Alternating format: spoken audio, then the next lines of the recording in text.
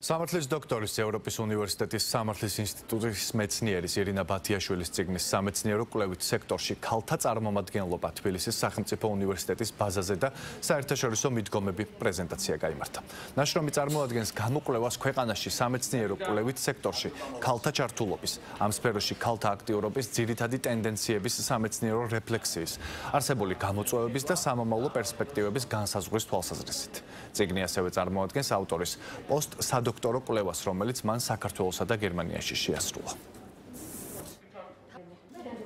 წიგნი ეხება სამეცნიერო კვლევით სექტორში ქალთა წარმომადგენლობას და ასევე საერთაშორისო მიდგომებს ამ საკითხთან დაკავშირებით. მეცნიერებასა და ინოვაციებში მრავალფეროვნება ზუსტად ადამიანური სამეცნიერო კაპიტალის გაზრდის შესაძლებლობას ქმნის, ზუსტად სოციალური სამართლიანობის თვის სოციალური ზემოქმედებისთვის ინოვაციური კვლევები აქტიურად გამოიყენება 21 საუკუნეში.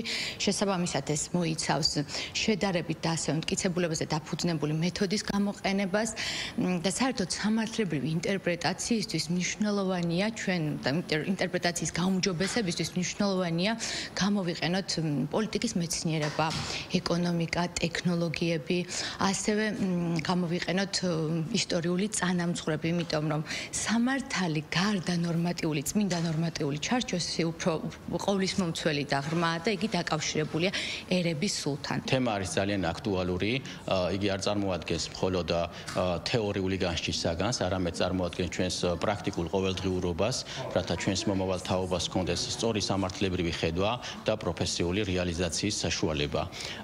ნაშრომში განხილულია როგორც ეროვნული, ასევე საერთაშორისო პრაქტიკა, რაც ერთიურად ამაღლებს მის ღირებულებას, ბუნებრივია.